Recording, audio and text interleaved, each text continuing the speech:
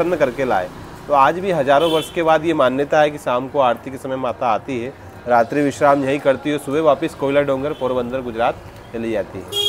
ये राजा विक्रमादित्य है और ये 32 देवियों का सिंहासन है। इसको सिंहासन 32 बोलते हैं। इसलिए बोलते हैं कि सिंहासन के साथ में थी ये 32 देवियाँ, जिनको पुतलियाँ कहा जाता है, और सिंहासन इनके आधीन था, इन देवियों के अधीन, इसलिए इसको सिंहासन 32 बोलते हैं। जो ओरिजिनल जो असली सिंहासन था उसका ही काल्पनिक रूप से बनाया गया है, ये भी 100 साल से अधिक पुराना है। ऐसा असली वाला सिंहासन जो भगवान इंद्र ने राजा विक्रमादित्य को स्वर्ग से दिया था, क्योंकि इस सिंहासन के योग्य राजा थे ये, और यही इस पर बैठ पाए। लेकिन ये भी तब बैठ पाए जब इन 32 देवियों के इनने 32 सवालों के सही जवाब दिए।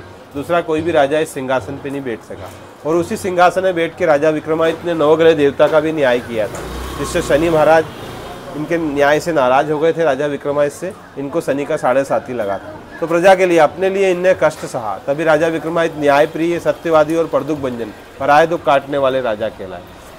और शनि महाराज से वरदान प्राप्त किया। शनि महाराज ने इनको वरदान दिया कि मेरी पूजा पाठ के बाद भी तेरे दर्शन करने से, तेरे चरण वंदन करने से किसी को 7.5 नहीं लगेगा, और 7.5 शनि महाराज दूर होंगे। ये विक्रम राजा है, ये बेताल महाराज जो इनका प्रति उत्तर देते थे। बेताल एक बुद्धिमानी प्रेत था जो विक्रम राजा के अधीन हुआ था। विक्रम राजा ने इनको सिद्ध किया था। वो भी तब हुए जब बेताल के सभी सवालों के जवाब राजा विक्रमादित्य ने दिए। तो जो विक्रम राजा बोलते वही बेताल करता, इसलिए इनको विक्रम बेताल और बेताल 25 के नाम से इनको जाना जाता है।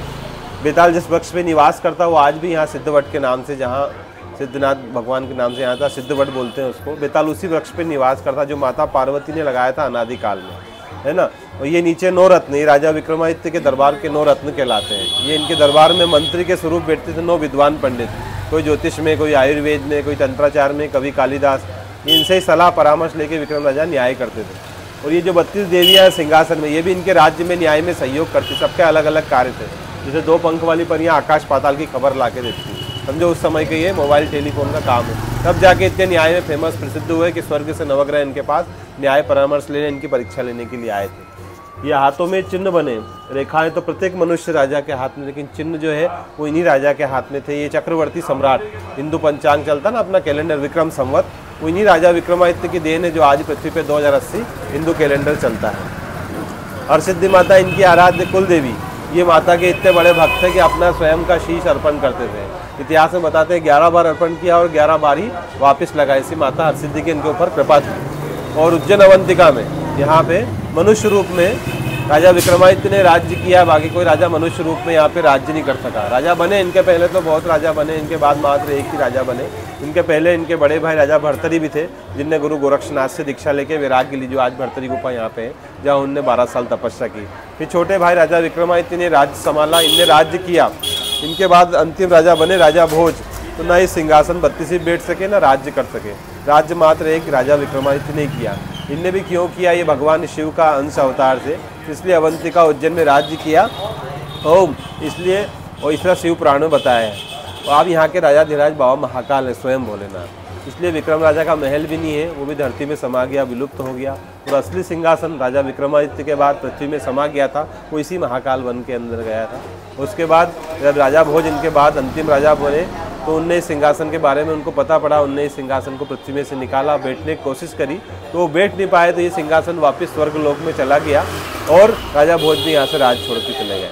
फिर यहाँ इसलिए ये विक्रमादित्य सिंहासन 32 मंदिर सबसे पुराना, प्रथम पूरे भारत में, विश्व में पहला मंदिर है जो विक्रमादित्य के यहाँ पे बनाया गया है। इसलिए इनके दर्शन करने से, चरण वंदन से 7.5 शनि महाराज दूर होते हैं। और यहीं से उज्जैन अवंतिका यात्रा परिपूर्ण है। और यहाँ पे एक विक्रमादित्य टीला भी है वो... हाँ, विक्रमादित्य टीला करके जो बताते हैं उसको, ऐसे कुछ लोगों की भ्रमिक है कि यहाँ पे वो सिंहासन गड़ा था, जो ओरिजिनल सिंहासन। तो अब सिंहासन तो गड़ा संभव नहीं है, क्योंकि सिंहासन वापस राजा भोज ने निकाला था उसको। तो उस जगह पे गवर्नमेंट ने अभी 5-6 साल पहले, सिंहस्थ 2016 के सिंहस्थ के पहले गवर्नमेंट ने, नगरपालिका निगम ने वहाँ पे नई मूर्ति विक्रमादित्य की बनाई है, इसे पार्क में, पानी के बीच में, गार्डन में। जहाँ विक्रमादित्य की जो 32 पुतलियाँ, ये अलग अलग उनके नाम और कहानियाँ जो सिंहासन 32 की पुस्तक में है, वो सभी वहाँ पे इनके नाम द्वारा बने हुए बड़े बड़े रूप में, वैसे 9 रत्नों में बड़े रूप में बने हुए हैं। और इसको ऐसे पर्यटक के हिसाब से बनाया गया है ना। वो टूरिज्म के लिए मोस्टली बनाया गया जी, वो टूरिज्म के लिए बनाया गया। हाँ, वो टूरिज्म के हिसाब से बना है, गवर्नमेंट ने बनाया उसको। और वहाँ पे इन्फॉर्मेशन भी लिखा हुआ है कहीं पे जी, राजा विक्रमादित्य के बारे में इन्फॉर्मेशन लिखा हुआ है कहीं? हाँ, लिखा है ना, जानकारी लिखी है। जो यहाँ पे इस मंदिर के अंदर सूक्ष्म रूप से बना हुआ है, मंदिर पुराना है, तो जो चीज़ यहाँ पे नहीं लिखी है वो वहाँ पे लिखी हुई है। चलिए, धन्यवाद आपका।